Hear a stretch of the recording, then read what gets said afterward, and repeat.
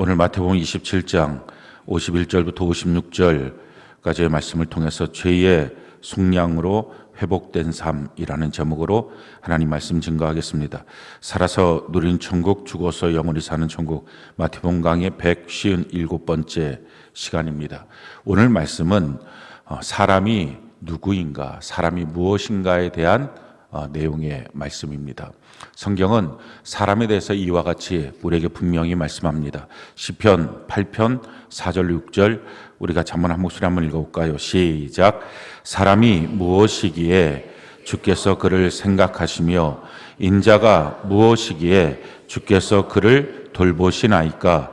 그를 하나님보다 조금 못하게 하시고 영화와 존귀로 관을 씌우셨나이다.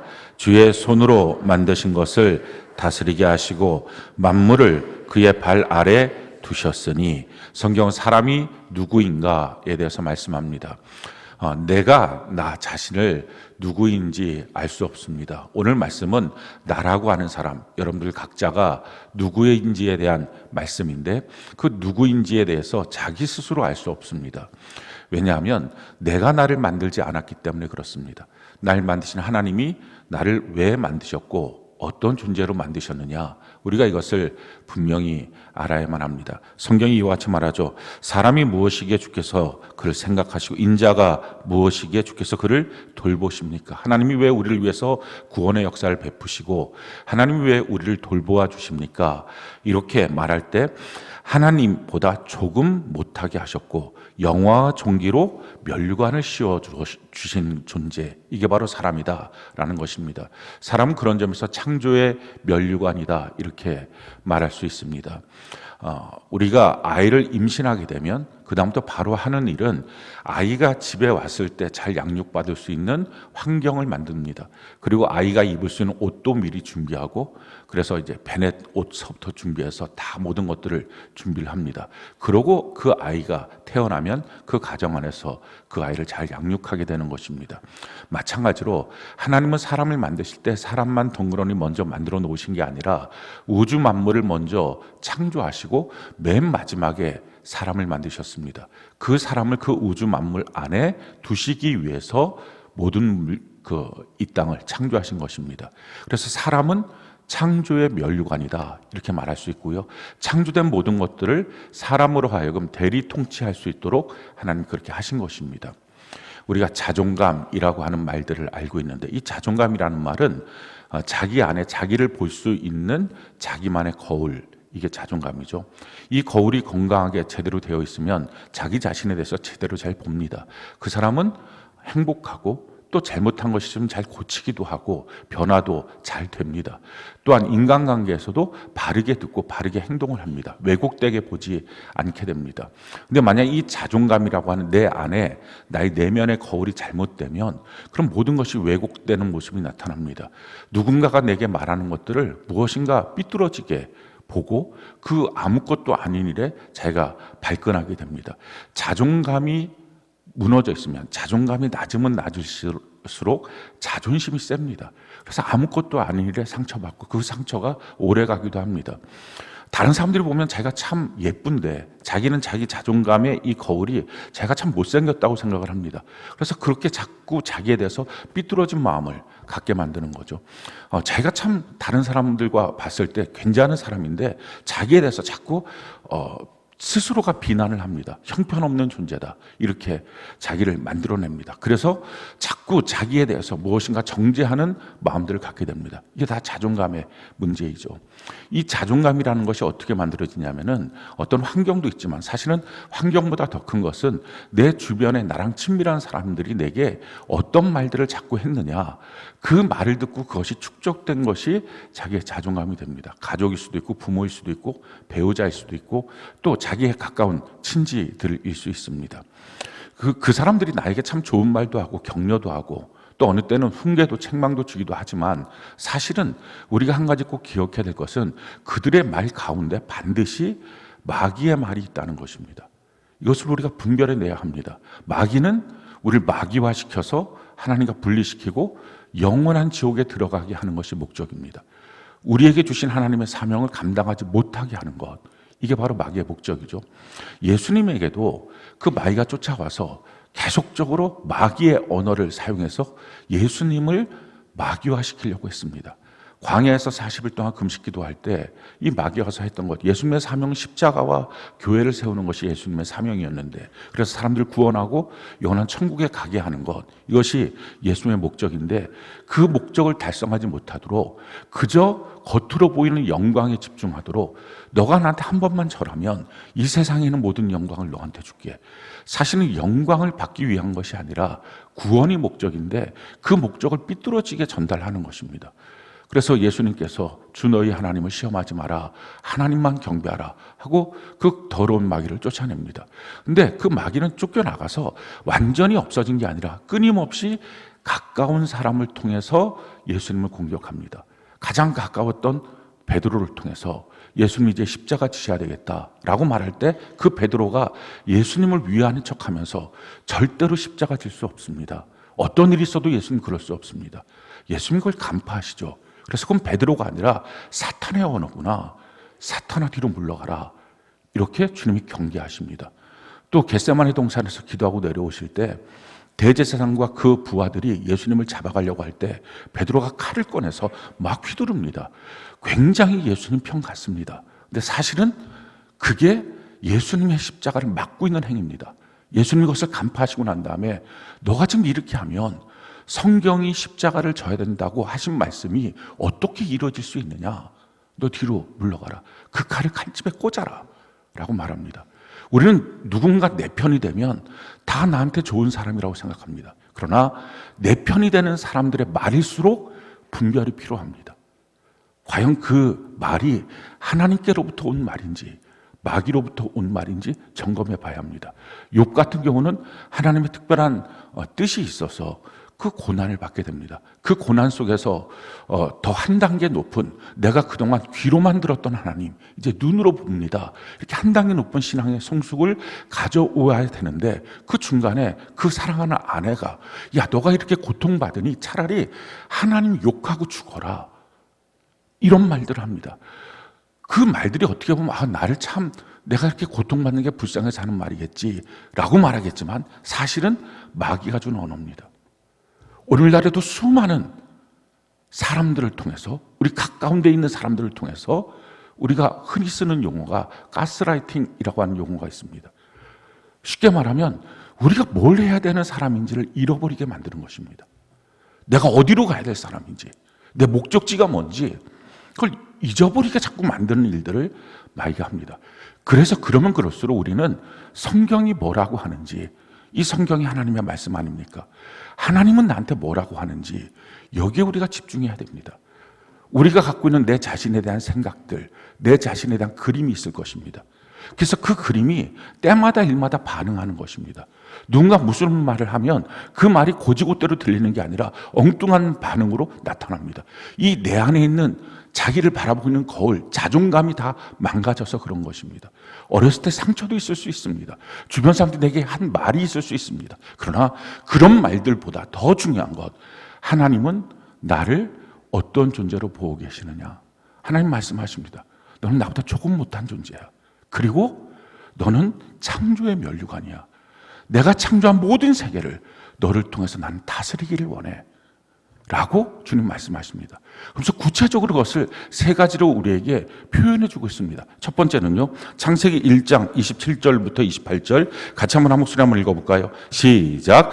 하나님이 자기 형상 곧 하나님의 형상대로 사람을 창조하시되 남자와 여자를 창조하시고 하나님이 그들에게 복을 주시며 하나님이 그들에게 이르시되 생육하고 번성하여 땅에 충만하라, 땅을 정복하라, 바다의 물고기와 바다의 하늘의 새와 땅에 움직이는 모든 생물을 다스리라 하시는, 하나님은 우리를 하나님의 형상으로 만드셨다라는 것입니다. 하나님을 닮은 사람으로 만든 거예요. 저의 모습을 닮은 사람, 제 자녀밖에 더 있겠습니까? 지금 이 말은 나는 너를 하나님의 자녀로 만든 거야, 내 자녀로 만든 거야 라는 뜻입니다. 우리는 하나님의 자녀예요. 근데 하나님의 자녀로서 어떻게 사느냐? 하나님이 그들에게 복을 주었습니다. 이 복이라고 하는 단어는 마카리오스 또는 히브리어로 바락이라고 하는 단어인데 왕이신 하나님 앞에 무릎을 꿇고 하나님께 인정함을 받는다, 이런 뜻입니다. 우리 동양적인 사고방식의 복이라고 하는 거 한자로 보면 볼시자 옆에 한일자, 입구자, 받전자입니다. 그러니까 이 말의 뜻이 뭐냐면은 내 하나 입에 들어갈 수 있는 음식이 나오는 밭을 보는 게 복이다. 굉장히 물질적입니다. 굉장히 좁은 한계, 그러니까 나만 생각하는 거죠. 근데 이 성경이 말하고 있는 복이라는 것은 하나님께 인정하심을 받는 것입니다. 하나님, 만물의 창조주가 되시는, 통치자가 되시고 심판지구가 되시는 그 하나님께 인정을 받게 되면 내 삶의 모든 것은 그 하나님이 공급하십니다. 그래서 하나님의 복을 받은 사람이 그 복이 우리의 실생활에 나타나는 현상, 이걸 형통이라고 말합니다. 그래서 시편 1편에 보면 복 있는 사람은 하나님 안에서 모든 것이 형통함이 있다라고 말합니다. 지금도 말씀하죠. 하나님이 복을 주셔서 그 다음에 생육, 번성, 충만, 정복, 다스림이라고 하는 실질적인 삶에 형통이 나타나는 것. 이 형통이라는 것은 길이 열렸다는 건데, 하나님과 나와의 영적인 길이 열리고, 나와 사람과의 인적인 길이 열리고, 나와 물질의 길이 열려진 상태의 모습, 이런 모습은 바로 하나님의 복으로부터 시작된다라는 것입니다. 사람은 하나님의 아들, 딸로 창조되어서 하나님의 인정하심을 받고 그 하나님이 인정해주는 그 사람을 통해서 세상의 모든 것이 열려있는 그런 복을 받은 그런 형통의 존재로 만들어졌다라는 것입니다. 두 번째, 사람은 어떤 존재인가? 창세기 2장 7절 같이 한번 읽어볼까요? 시작.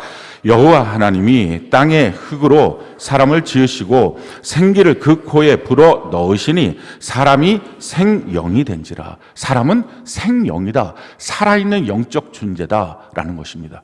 사람은 육체가 아니에요. 그러니까 자꾸 사람들이 육체를 갖고 있는 내가 라고 하는 표현을 합니다.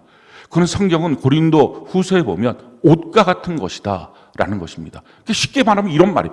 양복인 내가, 이게 지금 말이나 되는 말입니까? 말도 안 되는 것입니다. 내가 지금 양복을 입고 있어요. 그러나 양복인 내가, 어느 사람이 그런 말을 합니까? 나는 육체가 아닌 거예요. 살아있는 영적 존재를 하나님 만드셨다라는 것입니다. 그래서 사람의 구성을 성경은 이렇게 표현을 합니다. 데살로니가전서 5장 23절 같이 한번 읽어볼까요? 시작.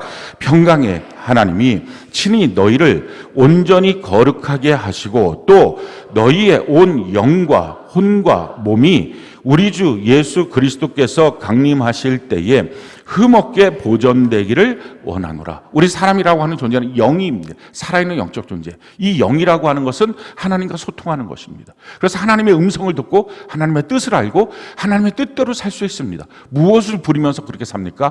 혼과 육을 통해서요. 육이라는 것은 물질 세계와 우리가 맞닿아 있는 것입니다. 그리고 혼은 이 영과 육을 연결하는 기관입니다. 지정의로 되어 있어서 영적 지식으로, 영적 감정으로, 영적 의지로 육체를 통제해서 하나님이 만드신 모든 만물을 다스리는 존재로 우리를 만드셨다라는 것입니다. 세 번째, 성경이 사람은 어떤 존재로 만드셨는가? 창세기 2장 18절, 23절로 25절 우리 같이 한번 읽어볼까요? 시작. 여호와 하나님이 이르시되 사람이 혼자 사는 것이 좋지 아니하니 내가 그를 위하여 돕는 배필을 지으리라 하시니라. 아담이 이르되 이는 내 뼈 중에 뼈요 살 중에 살이라. 이것을 사람에게서 취하였은즉 여자라 부르리라 하니라. 이러므로 남자가 부모를 떠나 그의 아내와 합하여 둘이 한 몸을 이룰지로다. 아담과 그의 아내 두 사람이 벌거벗었으나 부끄러워하지 아니하니라. 사람은 혼자 사는 존재가 아니라 함께 사는 존재로 만드셨다라는 것입니다. 그래서 자꾸 우리가 죄성이 깊으면 깊을수록 개인주의가 강화됩니다. 만약에 여러분들이 개인주의가 뭐가 문제야? 내가 알아서 나의 인생을 살아가면 되지. 그게 죄의 우리의 생각이 정복당한 형태입니다. 하나님은 사람을 혼자 사는 존재가 아니라 서로 돕는 자로 만들어 주셨습니다. 그리고 서로 도울 때 특별히 가정 안에서, 하나님의 교회 안에서 서로가 서로를 볼 때 이는 내 뼈 중에 뼈요 살 중에 살이라. 가장 귀한 존재로 본 겁니다. 사람이 언제부터 분별력을 상실하느냐? 내 중심이 되면 분별력이 없습니다. 아무리 똑똑한 사람도요, 나 먼저 내 중심이 되면 뭘 어떻게 해야 될지 분별력이 없습니다. 분별력, 이 지혜라고 하는 것은 어떻게 생기냐면은 다른 사람이 뭘 원할까? 그 사람이 기뻐하는 게 뭘까? 어떻게 하면 될까? 우리 공동체에 원하는 게 뭘까? 이게 계속적으로 자기의 머리에 떠나지 않게 되면 영적 분별력이 생깁니다. 내가 무엇을 해야 되는지, 가정 안에서 무엇을 해야 되는지 그 사실을 알게 됩니다. 그래서 이는 내 뼈 중에 뼈, 살 중에 살, 가장 귀한 존재, 당신이 바로 그런 존재입니다. 서로 벗었으나 그 허물이 그들의 사랑보다 크지 않아서 사랑으로 허물이 다 덮어지는 존재로 사람을 창조하셨습니다. 이게 사람이에요. 이게 저와 여러분들입니다. 그런데 이런 우리에게 죄가 들어왔을 때 이게 다 망가져 버린 거예요. 죄라는 게 뭐냐면은 하나님과 분리시키는 것입니다. 우리는 하나님의 아들, 딸이에요. 근데 우리의 생명이 그런 대신 하나님 아버지와 분리되고 우리가 하나님의 인정하심을 받아야 된다. 그 인정으로부터 끊어졌을 때 나는 내 마음대로 내 뜻대로 살 거야. 그게 잘 사는 것처럼 보이지만 사실은 그게 아니라 자기의 인생의 모든 것을, 창조의 목적을 다 상실해버리고 만 것입니다. 성경은 우리에게 이 죄가 들어왔을 때 어떤 현상이 있는지 하나님이 성경이 우리에게 이렇게 말합니다. 이사야 59장 1절 2절 같이 한번 목소리 읽어볼까요? 시작. 여호와의 손이 짧아 구원하지 못하심도 아니요 귀가 둔하여 듣지 못하심도 아니라 오직 너희 죄악이 너희와 너희 하나님 사이를 갈라 놓았고 너희 죄가 그의 얼굴을 가리워서 너희에게서 듣지 않으시게 함이라. 우리가 막 어떤 소원을 놓고 하나님께 아뢰고 기도합니다. 그러면서 그 소원이 이루어지지 않으면 어떻게 하나님이 나한테 이럴 수 있어? 아니 하나님 살아계시면 이래? 내가 교회를 열심히 다녔는데도 왜 이래? 주님 말씀합니다. 또 죄가 있어서 너 소리가 하나도 안 들려. 또한 내가 너를 도울 수도 없어. 죄는 이처럼 하나님과의 관계를 단절시켜 버렸습니다.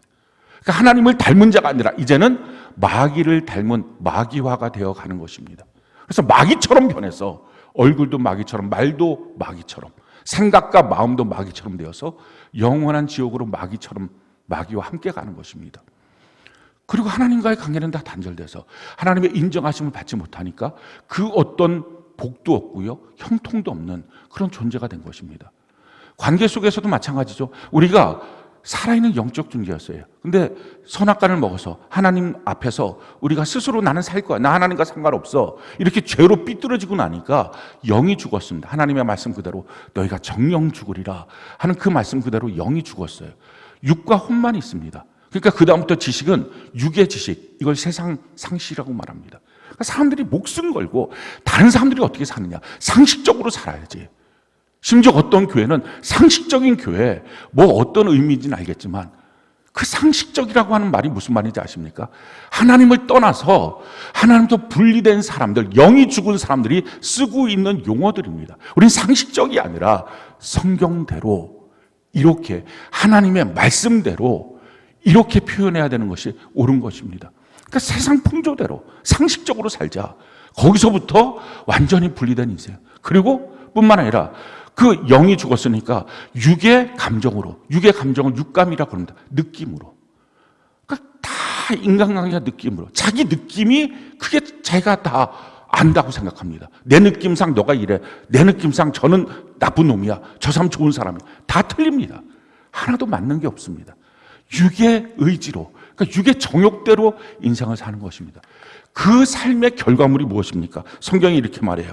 갈라디아서 5장 19절로 21절 세 번역으로 우리 같이 한번 목소리 한번 읽어볼까요? 시작. 육체의 행실은 환히 드러난 것들입니다. 곧 음행과 더러움과 방탕과 우상 숭배와 마술과 원수 맺음과 다툼과 시기와 분냄과 분쟁과 분열과 파당과 질투와 술 취함과 흥청망청 먹고 마시는 노름과 그와 같은 것들입니다. 내가 전에도 여러분에게 경고하였지만 이제 또다시 경고합니다. 이런 짓을 하는 사람들은 하나님의 나라를 상속받지 못할 것입니다. 성경은 엄격하게 말합니다. 영이 죽은 자는 절대로 하나님의 나라를 상속받을 수 없고, 영이 죽은 자들의 삶의 특징들이 이와 같은 온갖 일들이 자기의 삶을 통해서 나타나게 된다라는 것입니다. 뿐만 아니라 하나님이 원래 우리를 창조하신 사람은 다른 사람을 사랑하게 되어 있었습니다. 같이 함께 있는 것을 기뻐했습니다. 근데 그 분리된 거예요, 죄로 말미암아. 그래서 나타나는 것이 인간관계의 갈등입니다. 사랑하는 성도 여러분, 여러분들이 누군가와 갈등이 있다면 다 죄입니다. 우리가 아마 언뜻 생각할 때는 그 사람의 죄겠죠. 아니요. 그 사람의 죄가 아니라 내 안에 있는 죄 때문에 갈등 생기는 것입니다. 내 죄가 회개되고 나면, 내 죄가 속량받고 나면 갈등은 사라집니다. 그래서 무엇이 생깁니까? 용납, 용서, 사랑이 됩니다. 그 성경이 우리에게 말씀하고 있는 것입니다. 누가 누구에게 불만이 생기거든, 그 불만 생기는 것이 뭐예요? 그 사람의 잘못이겠죠. 근데 불만이 생기거든, 문제는 그 불만 때문에 서로 싸우고 갈등이 생깁니다. 왜? 내 죄 때문에. 근데 내 죄가 해결되고 나면 불만이 생기거든, 서로 용납하고 용서하고 사랑이 된다는 것입니다. 갈등은 내 죄의 문제예요. 성경은 우리에게 이렇게 말해요. 그들이 죄가 들어갔을 때 이는 내 뼈 중에 뼈, 살 중에 살, 서로 벗었으나 그것이 전혀 흠이 안 됐던 그 관계가 어떤 모습으로 변질됩니까? 죄로 말미암아서. 창세기 3장 12절 16절 우리 같이 한번 한번 읽어볼까요? 시작. 아담이 이르되 하나님이 주셔서 나와 함께 있게 하신 여자 그가 그 나무 열매를 내게 주므로 내가 먹었나이다. 또 여자에게 이르시되 내가 내게 임신하는 고통을 크게 더하리니 내가 수고하고 자식을 낳을 것이며 너는 남편을 원하고 남편은 너를 다스릴 것이니라 하시니라. 이렇게 말합니다. 이는 내 뼈, 이는 내 살 중에 살이라고 말했던 아담이 하와를 향해서, 자기 아내를 향해서 저 여자 때문에 내 인생 망쳤습니다. 죄가 들어가니까 그 탓을 합니다. 또 아내는 어떻게 된 거예요? 임신해서 고통을 받으며 자녀를 낳습니다. 수고하고 고통 속에서 자녀를 낳고요, 그 자녀 때문에 평생 상처받고 삽니다. 그 문제는요, 죄의 문제예요. 저는 사실은 이렇게 말을 해요. 입덧이 너무 심한 사람을 보면서 회개하라고 말해요. 진짜 자기의 죄를 속량받고 자기가 너무 귀한 하나님의 선물, 내게 주신 여호와의 기업을 받았다는 것을 믿음으로 받고 자녀를 잉태하면 입덧 안 합니다. 입덧이라는 게 뭡니까? 자기 몸에 불순물이 들어와서 그것을 죽여야 되겠다라고 하는 몸의 작용, 이게 입덧으로 나타나는 것입니다. 그래서 먹지 못하는 거예요. 그 어떤 자기 몸 안에 들어가는 생명체를 죽여버리려고. 그러니까 그 회개의 문제입니다. 뭐 다른 거의 문제가 아니라요. 그래서 교회 안에서도 뭐 첫째, 둘째, 셋째, 우리 교회는 뭐 셋째까지는 넉넉하게 다 낳고 있으니까 정부 시책에 너무 잘 맞고 있는 거죠. 그런데 이 첫째, 둘째 때는 교회를 잘 안 나와요. 그러다가 셋째 때 열심히 낳았던 사람들의 특징들을 보면 대부분 첫째 때 입덧 왕, 셋째 때 되면 입덧이 어떻게 하나도 없었죠. 낳다 보니까 없나요? 낳다 보니까 없는 게 아니라 죄의 속량을 받고 나면 그 안에 있는, 자기 몸 안에 있는 갈등이 제거되는 것입니다. 그러니까 이게 자기 몸 안에서 자기 자녀를 낳을 때, 그래갖고 맨날 하는 말이 내가 너를 얼마나 힘들게 낳았는데, 내가 너를 얼마나 힘들게 키웠는데, 그 공로 자랑할 게 아닌 것입니다. 여호와의 기업으로 내가 어떻게 잘 키우고 있느냐, 사명대로 키우고 있느냐, 이게 정말 중요한 것입니다. 부부간의 관계도 마찬가지입니다. 부부간의 관계에서 뭐라고 말합니까? 아내는 남편을 원하고, 이 원한다는 말은 자기 뜻대로 되기를 원하고, 그런데 도리어 남편은 너를 다스릴 것이다. 남편은 너를 마음대로 지고 흔들려고 한다. 폭력을 행하거나 언어적인 폭력을 행하거나 이런 식으로 해서 자기 아내를 괴롭히는 일들이 비일비재할 것이다. 자기 아내의 자존심을 다 무너뜨리고 자존감을 무너뜨리는 일들이 나타나게 될 것이다. 주로 남편들이 하는 게 뭐? 내가 돈 벌어왔는데 그거 자기가 벌어온 것입니까? 아니, 정확하게 얼마 전에 보니까 그 통계가 나왔더라고요. 아내가 직장생활 하지 않으면서 가정주부로만 있는 그 돈, 그걸 실질적으로 계산을 해보면 총 합계, 가정 안에서 하는 노동의 가치를 총 합계를 내보니까 700만 원입니다. 700만 원보다 못 벌어오는 사람은 아내한테 맨날 절해야 됩니다. 당신의 가치만도 못합니다. 이렇게 말해야 되고요. 그것보다 많이 벌어오는 돈만큼만이 자기가 번 거예요. 그런데 어디서 얼마 그렇게 심하게 벌지도 못하면서 내가 이렇게 벌어왔으니 내 돈이라고. 그 수준 낮은 남편입니다. 근데 왜 이런 일들이 생겨요? 죄의 문제예요. 죄가 들어오니까 가정이 엉망진창된 것입니다. 하나님의 아름다운 이 선물의 에덴 동산, 기쁨의 땅 다 엉망진창된 것입니다. 하나님과의 관계는 죄로 끊어졌고요. 가정 안에서도 엉망진창됐고요. 자기 자신은 온갖 정욕으로 인생을 사는 것. 그게 좀 우리의 인간들의 삶의 모습입니다. 그리고 그 삶의 결과물은 영원한 지옥 가는 것입니다. 성경은 우리에게 이렇게 말해요. 로마서 3장 23절 24절 같이 한번 읽어볼까요? 시작. 모든 사람이 죄를 범하였음에 하나님의 영광에 이르지 못하는 것까지요. 모든 사람이 죄를 범해서 하나님의 영광에 이르지 못한다. 하나님의 기쁨에 이르지 못한다. 하나님의 사랑에 이르지 못한다. 하나님의 은혜와 복에 이르지 못한다. 하나님의 형통에 이르지 못한다. 하나님과의 어떤 관계도 다 단절됐다. 이것이 인간의 절대 절망입니다. 죄로 말미암아서 가정은 소망이 없어요. 내년이면 좀 더 나아지겠지. 그걸 가능성 없어요. 내 인생도 내년이면 좀 더 나아지겠죠. 그거 없어요. 가면 갈수록 점점 엉망진창되는 것. 가면 갈수록 마음의 상처는 더 깊어지고 용서하지 못하고 싸우고 있는 마음은 더 깊어지고 이게 우리 인생이다. 왜? 이 모든 것을 해결해 주실 분은 우리의 생명의 근원 되시고 복의 근원 되신 하나님인데 하나님 앞에 죄 때문에 설 수 없는 존재 이게 된 거예요. 모든 인간은 절대 절망입니다.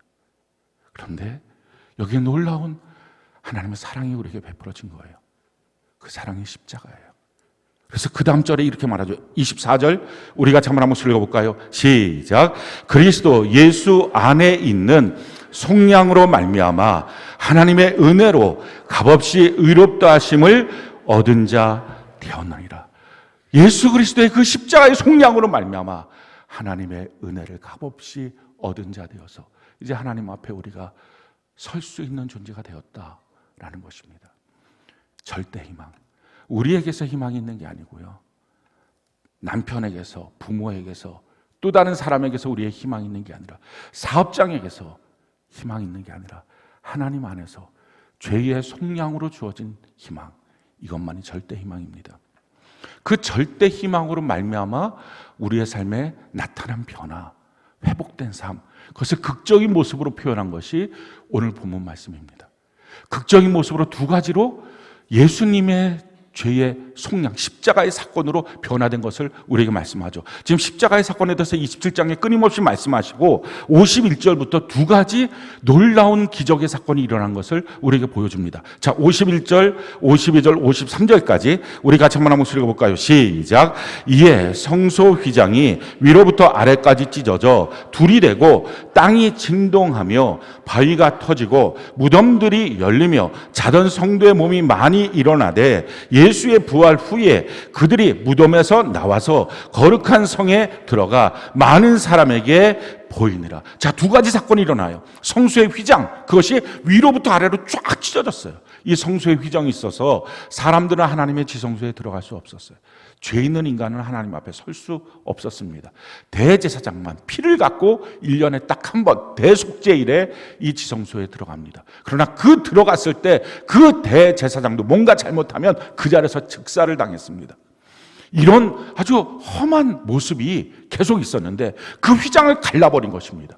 그 십자가의 속량으로 말미암아. 그래서 누구든지 하나님께 나갈 수 있도록 만들어 주신 것입니다. 성경은 우리에게 이렇게 말하죠. 히브리서 10장 19절로 22절 같이 한번 읽어볼까요? 시작. 그러므로 형제들아 우리가 예수의 피를 힘입어 성소에 들어갈 담력을 얻었나니 그 길은 우리를 위하여 휘장 가운데로 열어 놓으신 새로운 살 길이요 휘장 곧 그의 육체니라. 또 하나님의 집 다스리는 큰 제사장이 계시며 우리가 마음의 뿌림을 받아 악한 양심으로부터 벗어나고 몸은 맑은 물로 씻음을 받았으니 참 마음과 온전한 믿음으로 하나님께 나아가자. 예수 그리스도의 몸을 찢음을 통하여 이 하나님과 우리 사이에 있었던 그 거대한 휘장이 다 갈라져서 누구든지 하나님 앞에 설 수 있는, 하나님 앞에 나갈 수 있는, 다시 하나님을 닮은 하나님의 자녀로, 하나님의 복을 받는 자로, 하나님의 형통이 임하는 자로 우리의 인생이, 운명이 바뀌어졌다라는 것입니다. 자, 두 번째는요, 죽은 자들이 살아났어요. 이 광경을 보면서 어떻게 예수님의 부활을 못 믿었을까? 어떻게 예수님이 하나님의 아들이라는 것을 못 믿었을까? 그 가장 가까이 있었던 그 백부장도 하나님의 아들이구나, 이걸 믿었는데 왜 그러죠? 자기가 갖고 있는 생각과 고집이 이처럼 실질적으로 일어난 이 팩트들을 받아들이지 못하게 하는 것입니다. 자기가 하고 싶은 대로 살고 싶으니까요. 그러니까 이 팩트들을 거절하고 마는 거죠. 죽은 자들이 살아났다. 이것은 우리의 죽은 영이 죄의 속량으로 말미암아, 십자가를 통한 죄의 속량으로 말미암아 다시 영이 살아났다. 이것을 우리에게 극적인 모습으로 보여주는 것입니다. 로마서 8장 15절로 16절 우리 같이 한번 읽어볼까요? 시작. 너희는 다시 무소하는 종의 영을 받지 아니하고 양자의 영을 받았으므로 우리가 아빠 아버지라고 부르짖느니라. 성령이 친히 우리의 영과 더불어 우리가 하나님의 자녀인 것을 증언하시나니. 이제 종의 영이 아니라 우리 하나님의 양자영, 아들의 영을 받아서 하나님 앞에 다시 설 수 있는 영이 살아난 자로 바뀌어졌다라는 것입니다. 사랑하는 성도 여러분, 그러기에 이 땅에 있는 모든 사람은 딱 둘로 나뉘어질 수 있어요.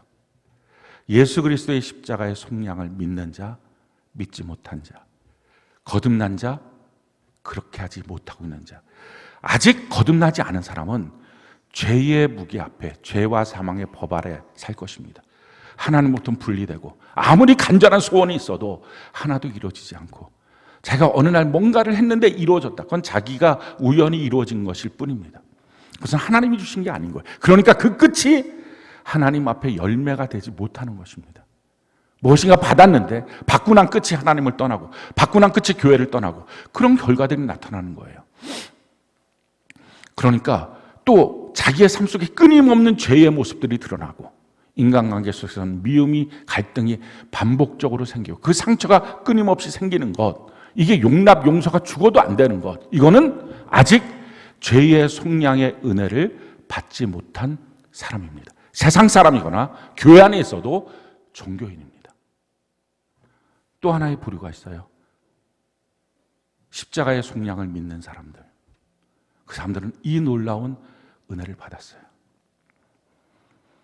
이 은혜를 받은 자 어떻게 살아야 할까요? 물론 이 은혜를 받아서 이것이 완성되는 과정 속에 가야 합니다.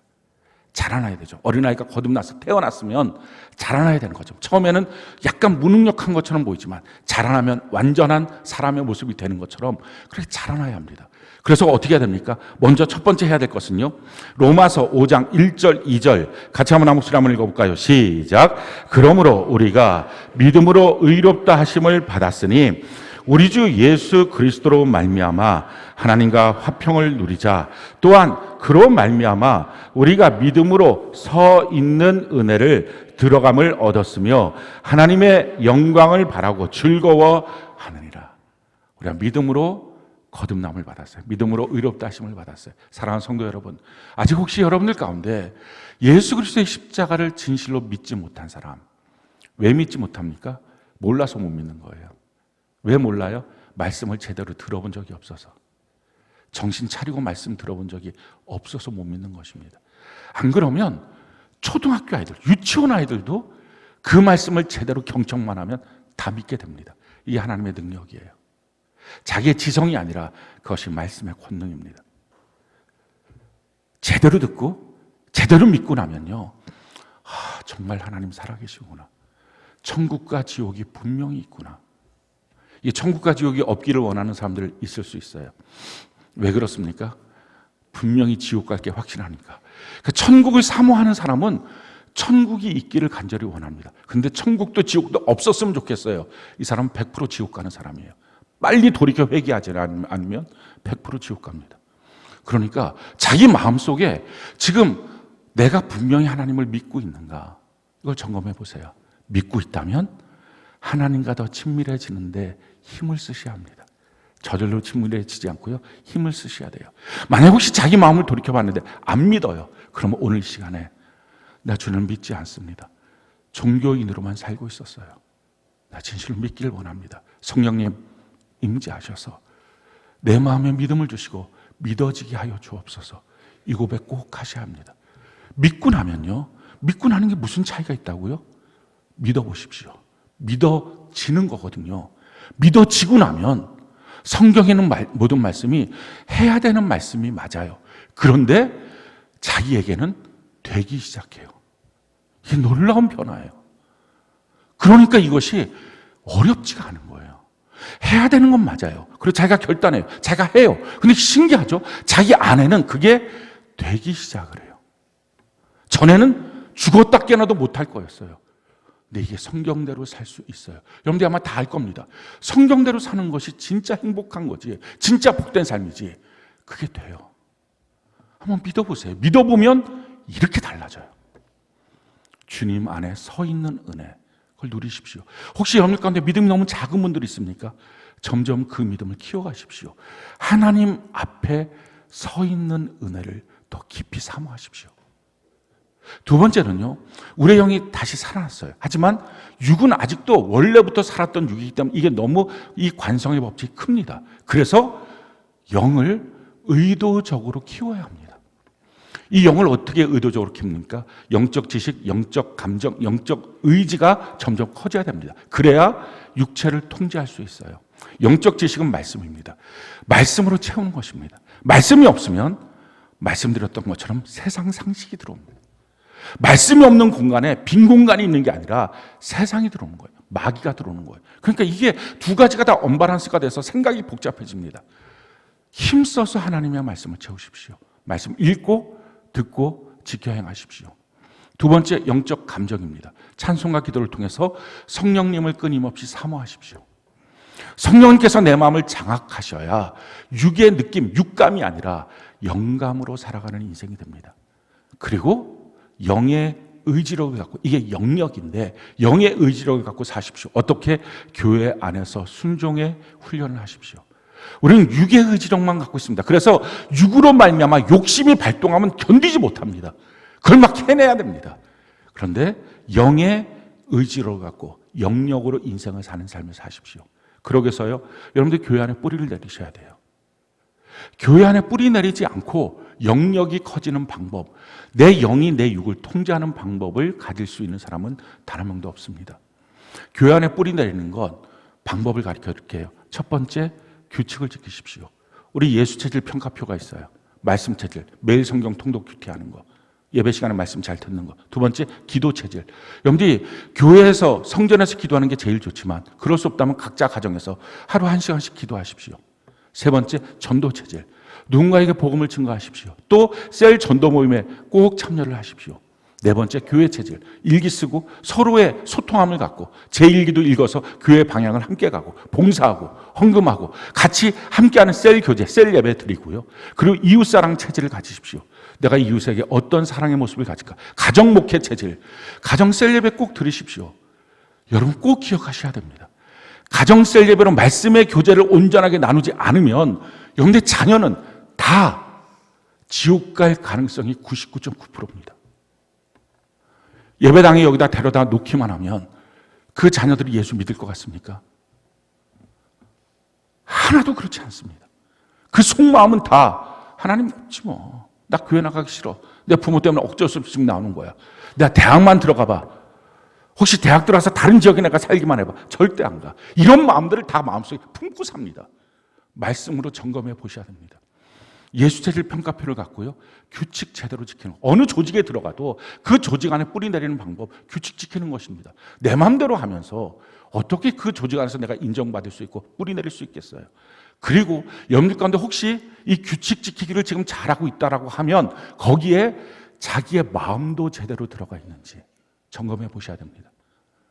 어떤 때는 겉모습만 하고 있는데 그건 아니고 자기 마음까지 들어가야 실제로 변화되고, 변화돼야 육체로 살던 사람이 영으로 사는 사람으로 바뀌어집니다. 성경은 우리에게 이와 같이 말씀합니다. 요한 3서 1장 2절 같이 한번 한번 읽어볼까요? 시작. 사랑하는 자여, 내 영혼이 잘됨 같이 내가 범사에 잘되고 강건하기를 내가 간구하노라. 영이 끌고 가는 인생. 영이 잘되면 범사가 잘되고 강건합니다. 이게 정상적입니다. 영은 죽었는데 범사와 강건이 잘되기만을 원하는 것, 지옥 가기에 딱 맞는 삶입니다. 차라리 영이 죽어 있으면 몸도 병들어 누워있는 게 훨씬 낫습니다. 더 많은 죄, 육체 갖고서 짓지 않습니다. 차라리 가난한 게 낫습니다. 더 많은 죄에 쓸 돈이 없는 게 훨씬 낫습니다. 남들에게도 유익합니다. 영이 잘 될 때 범사도 잘 되고 강건한 삶을 사는 것, 그것이 필요합니다. 세 번째는요, 우리가 서로 간에 마귀로 말미암아서 다 끊어진 이 갈등의 관계, 이걸 하나님이 원래 창조하셨던 사랑의 관계, 죄의 속량을 받았으니 이 사랑의 관계를 회복해야 됩니다. 성경은 우리에게 이렇게 말합니다. 에베소서 5장 33절 같이 한번 읽어볼까요? 시작.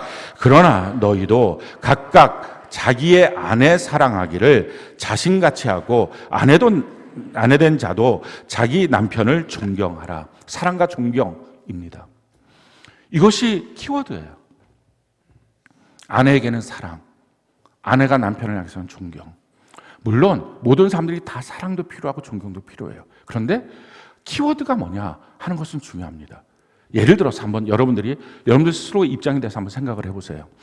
자기가 아내예요. 아내인데 남편이 그 아내한테 이렇게 말을 한다고 합시다. 내가 당신을 존경해. 그렇지만 당신 사랑하진 않아.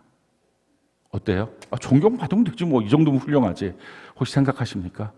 당신이 하고 있는 일 보니까 뛰어나게 잘하는데 존경은 해. 근데 사랑하진 않아. 이거 이혼 바로 직전의 관계의 모습입니다. 마찬가지로 남편 된 자로서 한번 생각을 해보세요. 아내가 자기한테 얘기를 하는 거야. 내가 당신을 사랑해. 근데 존경은 못하겠다. 어때요 느낌이? 사랑받으면 됐지 뭐. 남자는 사랑의 힘으로 사는 거야. 이걸 할 사람 있어요? 없어요. 뭔가 그냥 가슴이 뻥 뚫린 것처럼 내가 인생 왜 사나 이런 생각이 듭니다. 그러니까 다 사랑과 존경이 모든 사람에게 필요해요. 하지만 키워드, 아내에겐 특별히 사랑이, 남편은 특별히 존경이 필요합니다. 우리가 이것을 통해서 원래 하나님이 만들어주신 내 뼈 중에 뼈, 살 중에 살, 서로 벗어서나 흠이 없다라고 생각했던 그 모습들이 원래대로 회복이 돼야 됩니다. 죄로 말미암아 갈라졌으니까, 죄가 속량받았으니까 회복이 돼야 됩니다. 그래서 사랑과 존경이 필요하지, 이걸 다 압니다. 근데 이게 안 되는 이유가 이것입니다. 내가 교회에서 예배를 드리고 말씀을 딱 듣고 난 다음에 그렇지, 가서 사랑해야지, 그래서 존경해야지 하고 딱 얼굴을 보는 순간에 사랑은 안 되겠다. 존경은 안 되겠다. 왜? 사랑받을 만하지가 않아. 존경받을 만하지가 않아. 라고 생각할지 모릅니다. 근데 기억하십시오. 그 사람이 사랑받을 만하고 존경받을 만해서 하라는 게 아니라 죄의 속량 받았으니 하라는 거예요. 죄 때문에 망가졌다면, 죄의 속량 받았으면 할 수 있지 않냐는 거예요. 그러니까 죄 속량 받은 결과물이 뭐예요? 내가 사랑하고 존경하는 거. 부모 자녀 관계도 마찬가지예요. 부모가 자녀 사랑하고 자녀는 부모 존경하고. 왜? 죄의 속량 받았으니. 이웃과의 관계 마찬가지입니다. 사랑할 수 있어요. 왜? 사랑받을 만한 게 아니라 죄의 속량 받았으니. 성경은 우리에게 이와 같이 말씀합니다. 이사야 62장 1절, 3절, 10절 우리가 한번 읽어볼까요? 시작. 나는 시온의 의가 빛같이 예루살렘의 구원이 횃불같이 나타나도록 시온을 위하여 잠잠하지 아니하며 예루살렘을 위하여 쉬지 아니할 것인즉 너는 또 여호와의 손에 아름다운 관, 내 하나님의 손에 왕관이 될 것이라. 성문으로 나아가라. 백성이 올 길을 닦으라. 큰 길을 수축하라. 돌을 제하라. 만민을 위하여 기치를 들라. 하나님 말씀하시면 내가 너의 가정에, 너의 인생에, 너의 삶에 하나님의 영광이, 하나님의 구원이 횃불같이 빛처럼 나타나도록, 너는 하나님의 손에 면류관처럼 왕관처럼 되도록 내가 만들어 갈 거야. 그런데 너가 해야 될 일은 너가 먼저 나가서 길을 내야 돼. 사랑하는 성도 여러분, 누군가 악순환, 저 사람이 날 사랑하지 않으니까 나도 저 사람을 존경할 수 없어요. 그러니까 저 사람 날 존경하지 않으니까 나도 저 사람 사랑할 수 없어요. 이게 가정의 갈등의 죄악의 악순환이에요. 죄의 속량을 받았는데 죄의 법은 계속 돌아가고 있는 거예요. 우리 인간관계 속에서 죄의 속량을 받았는데 죄의 법은 계속 돌아가게 하는 거예요. 누가 돌려요? 마귀가 돌려요. 마귀가 돌리면서 거기서 하는 말이 뭐예요? 마귀적 언어를 쓰죠. 받을 자격이 없어. 받을 삶을 안 살아. 이 말로 계속 돌립니다. 근데 주님 말씀하시는 거예요. 내가 죄의 모든 법을 무너뜨리고 죄를 속량했어. 자격이 아니라 죄가 이제 없어졌다고. 그러니까 너는 그 어떤 상태에서도 길을 내야 돼. 그러면 구원이 나타나도록, 횃불같이 나타나도록, 너는 여호와의 면류관이 되도록 내가 만들어줄 거야. 먼저 죄의 속량을 받았습니까? 구원받았습니까? 구원받은 성도가 먼저 사랑하십시오. 구원받은 성도가 먼저 존경하십시오. 그래서 회복돼야 합니다. 우리가 예수 그리스도를 믿었어요. 믿고 난 다음에 많은 사람들이 이렇게 말하죠. 변화돼야 된다. 무슨 변화예요? 조금 착해지고, 조금 뭐 잘해지고, 이런 차원의 변화가 아니라 근본적으로 하나님 앞에 서 있는 것을 기뻐하는 변화, 그 은혜에 서 있는 것을 즐거워하는 변화. 난 주님 앞에 서는 게 너무 기뻐, 행복해. 이 변화. 두 번째, 영적 지식, 영적 감정, 영적 의지를 키우기에 노력하고 애쓰는 변화. 그래서 영이 육을 통제하는 삶을 살아가는, 영이 이끄는 삶을 사는 변화. 그리고 사랑하고 존경하는 변화. 사랑받을 만한 조건은 점점점 만들어질 것입니다. 그러나 사랑하고 존경하는 것은 조건 때문이 아니라 죄와 사망의 법이 없어졌기 때문에 구원받은 주의 백성은 하는 것입니다. 말씀드렸죠. 하면 이상하게 자기 안에서 되기 시작한다고요. 그 은혜를 우리가 다 누리고 이제 사랑하고 섬기는 은혜가 넘치기를 예수님 이름으로 축원합니다.